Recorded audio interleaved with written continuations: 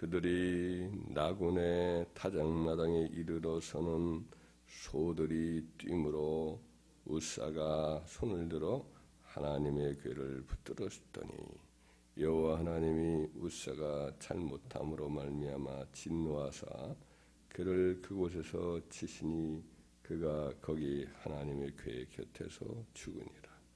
여호와께서 우사를 치심으로 다윗이 분하여 그곳을 베레사 우사라 부르니 그 이름이 오늘까지 이르니라. 아멘. 오늘 이제 있었던 일은 다윗이 왕위에 올라서 예루살렘의 도읍을 정하고 그동안 잃어버렸던 법궤를 그가 열망을 해서 찾아내고 그 법궤를 그가 도읍으로 정했던 예루살렘 성으로 이제 모셔 드리는 중인데 그때 이제 실패를 해요. 서로 이렇게 달구지를 해서 잘 정성껏 모시고 있었는데 이 나고네라고 하는 사람이 타작마당에 이르렀을 때 이 소들이 막 뛰어요. 펄쩍펄쩍 뛰어서 법궤가 떨어지려고 하니까 그동안 이제 법궤를 모시고 있었던 바알라 유다에 살고 있었던 아미나답의 아들 나군이 우사가 그것을 떨어지지 않도록 간신히 붙잡은 거거든요. 근데 바로 그 즉시로 여호와께서 우사를 쳐서 죽였습니다. 다윗이 이것으로 인해서 화가 났어요. 이렇게 정성껏 백성 3만 명이나 이끌고 법궤를 모시고 이렇게 예루살렘에 모시려고 하는데 오히려 이런 불상사를 하나님이 이렇게 허락을 하시는 걸 보면서 이 거룩하신 하나님 앞에 누가 서겠느냐. 이런 참 하나님을 섬긴다고 하는데 왜 이런 일을 하나님이 허락하시나 일으키시나 하고는 법궤를 이제 안 모시죠. 안 모시고 이렇게 너희 가운데 법궤를 모실 자가 누구냐 이렇게 한번 수소문을 했는지 그래가지고 그때 이제 오베데돔이라는 사람이 이 사람도 레위인이거든요. 제가 모시겠습니다 했던 것 같아요. 그 정확하게는 안 나와 있어요. 그래서 그쪽으로 모시고 갔어요. 그래서 그 불상사가 일어났던 그곳을 페레스 우사 페레스란 말이 이제 누구를 대항해서라는 거예요. 우사를 쳤다. 이런 의미가 있는 거죠. 여하튼 좋은 의미는 아닙니다.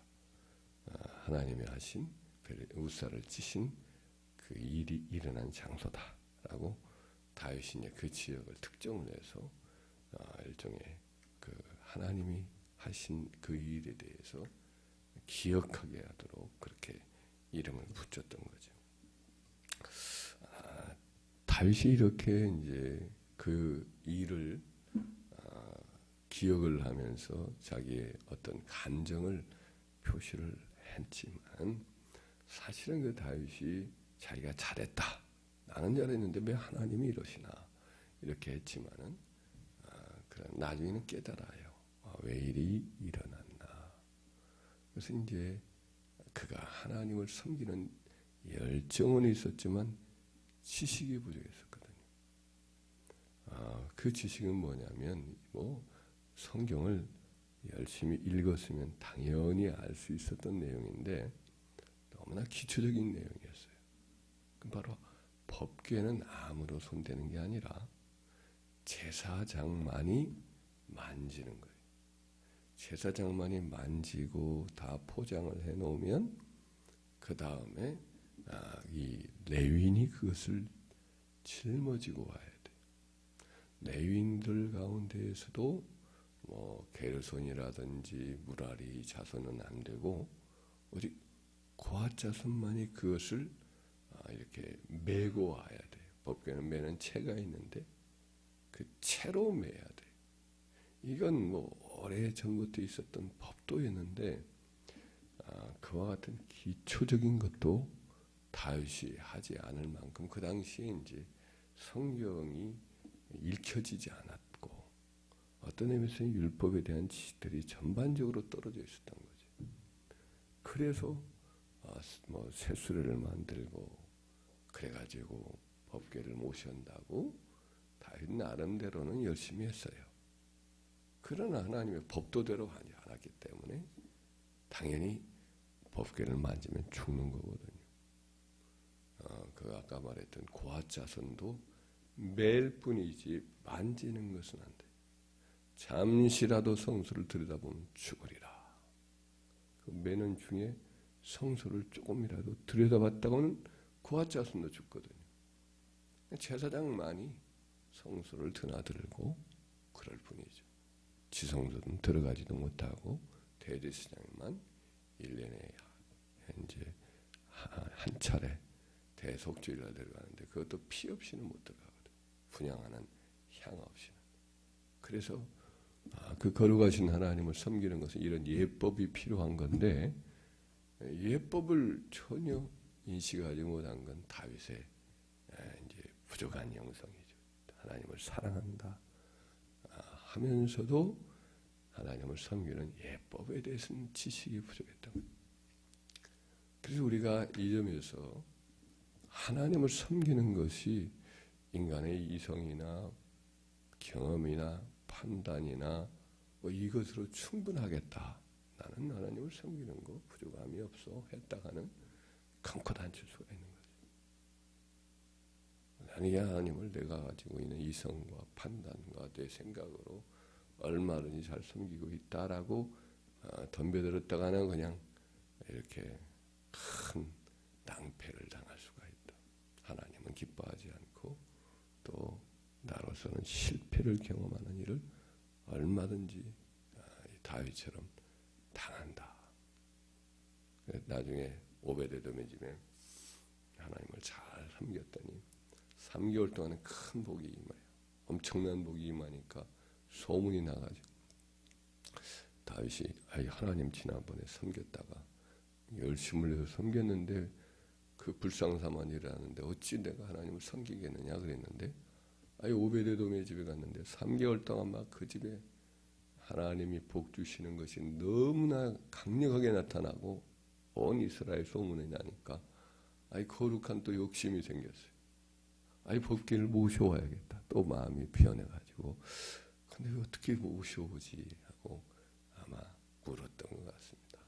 대제사장이라든지 제사장들이 알려줬지요. 법궤는 그렇게 모시는 게 아닙니다. 다 법도가 있습니다 하면서 하나씩 알려줬더니 하고는 백성들을 다시 모아서 지난번에는 이러이러한 내가 잘못이 있었다. 법궤는 제사장이 그것을 잘 이렇게 감싸고 레위인들이 모셔와야 되는데 그러지 못했다 하면서 제사장들과 레위인들을 동원을 해서 그들로 하여금 이렇게 모실 수 있도록 그렇게 했어요. 그래가지고 감사하게 이렇게 잘 모시고 와서 그래서 이렇게 어려움 없이 다음에는 예루살렘까지 잘 안치가 되는 은혜가 있었습니다. 우리가 하나님을 섬기는 데서 예법이 필요합니다. 예법. 이것은 배움으로서 가능하죠. 성경의 말씀을 잘 배움으로써 가능합니다.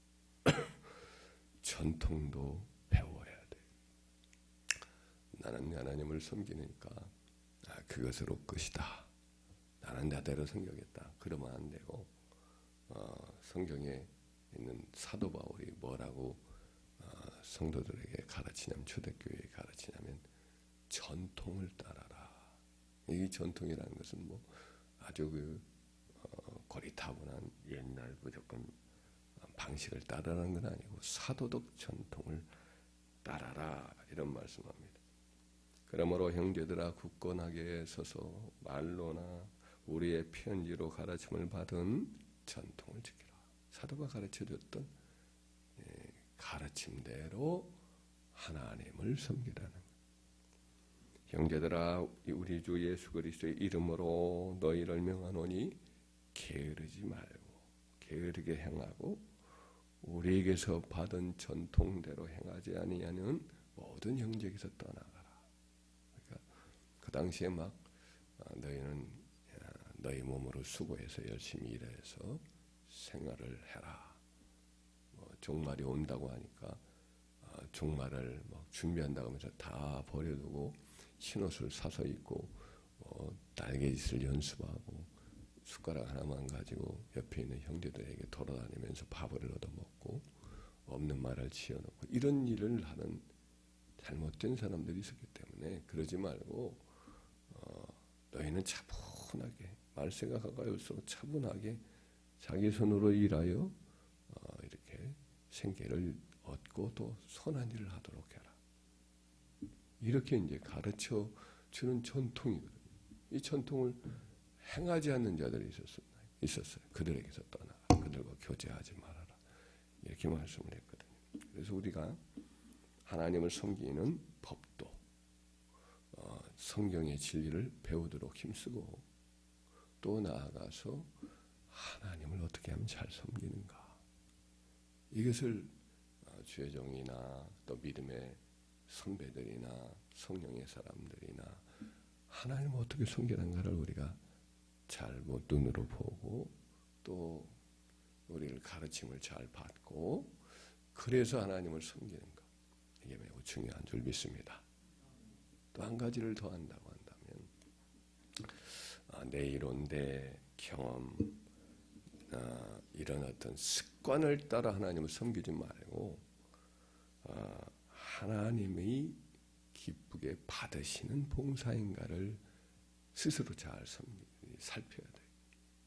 마음이 중요한 거죠. 자기 마음을 이렇게 잘 갖고 나가는 게 중요합니다. 초대교회 때 적지 않은 거짓 교사들이 하나님의 뜻을 저버리고 바울이 이렇게 세운 교회마다 쫓아들어가서 교회를 흔들어 놨습니다. 근데 이제 빌립보 교회도 그런 교회 중에 하나인데 사도 바울이 편지를 써서 흔들리는 성도들을 붙잡아주면서 이런 말을 한 적이 있습니다. 개들을 삼가고 행악하는 자들을 삼가고 몸을 상해하는 일을 삼가라. 하나님의 성령으로 봉사하고 그리스도 예수로 자랑하고 육체를 신뢰하지 아니하는 우리가 할례파라. 여기서 이제 하나님을 섬기는 예법을 세 가지로 잠깐이지만 요약을 해요. 그 당시 거짓 교사들은 하여튼 자기를 자랑하고 육체를 자랑하고 육체를 신뢰하고 자기 어떤 이력, 자기 어떤 문벌, 출신, 혈통 이런 걸 자랑하죠. 그리고 자기를 내세우고 그렇게 했어요. 그런데 그러면 안 된다. 그래서 성령 하나님의 영으로 봉사해라. 내 어떤 경험이나 지식과 이런 것으로 하지 않고 성령을 의지하여 간절히 기도함으로 봉사해라.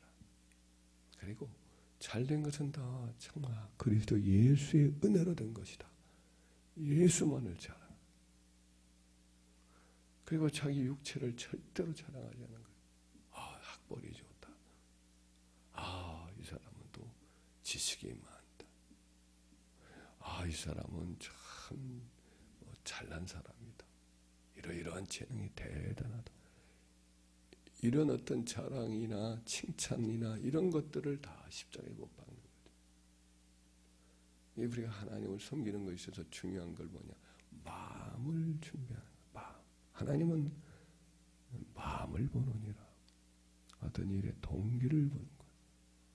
하나님은 마음을 달아보는 거예요. 하나님 앞에 정말 마음이 받으심직한 마음을 늘 준비하여 그 하나님을 섬기는 것이 중요하지.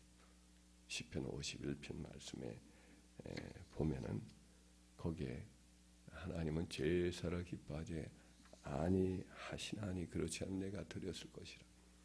주는 번제를 기뻐하지 아니하시나이다. 주께서 구하시는 제사는 상한 심령이라. 하나님이여 상하고 통회하는 마음을 주께서 멸시치 아니하리. 하나님 앞에 늘 깨어진 마음. 하나님, 참으로 저는 죄인입니다. 십자가의 은혜 없이는 내가 어찌 하나님 앞에 설 수 있습니까? 주님, 나의 주님을 섬기는 이 모든 것들 하나님이 어여삐 여겨주셔서 받으시옵소서 하면서 늘 하나님 앞에 이렇게 깨뜨려진 마음을 준비해서 섬기면 하나님이 그런 제사는 받으시죠. 그러나 정말 나 아니면 하나님이 영광을 받을 수 있겠습니까? 나 아니면 이런 일이 누가 하나님께 드리겠습니까? 이런 육신을 자랑하는 마음, 인간의 어떤 재기와 재능과 어떤 지적인 어떤 현란함 이런 것들을 자랑하는 마음 가지고 행하면 이거는 다 이제 아무 쓸데없는 것이 되는 거죠. 하나님 앞에 마음을 준비하는 것이 최고다. 이것을 하나님 받으신다. 내가 주님을 어떻게 하면 기쁘시게 할까라는 마음, 이런 마음들을 항상 우리가 찾고 준비하고 행할 때에 이제 하나님이 받으신다. 베레사 우사, 이것은 우리에게 다윗 같은 훌륭한 사람도 실패할 수가 있구나 라는 것을 이제 우리에게 일깨워주는 좋은 예죠. 그것을 기억하면서 우리도 하나님이 받으시는, 하나님을 섬긴다고 하는 주의 백성들인 우리들 하나님이 받으시는 봉사에 성공할 수 있는 그와 같은 진실한 준비를 다시 한번 할 수 있도록 항상 배우는 자세로 하나님을 섬기자. 나 이 정도면 됐다 하고는 배움이 이제 내려놓는 자가 되지 말고 성경을 배우고 또 하나님을 잘 섬기는 자의 모습들을 또 배우고, 무엇보다도 외적인 것은 다 준비됐지만 마음이 준비 안 되면 또 안 되니까 마음을 또 낮아지고 깨뜨려진 하나님 기쁘게 받으시는 그와 같은 마음을 가지고 주를 섬길 때에 하나님이 우리가 섬기는 드리는 봉사를 기쁘게 받으실 줄 믿습니다.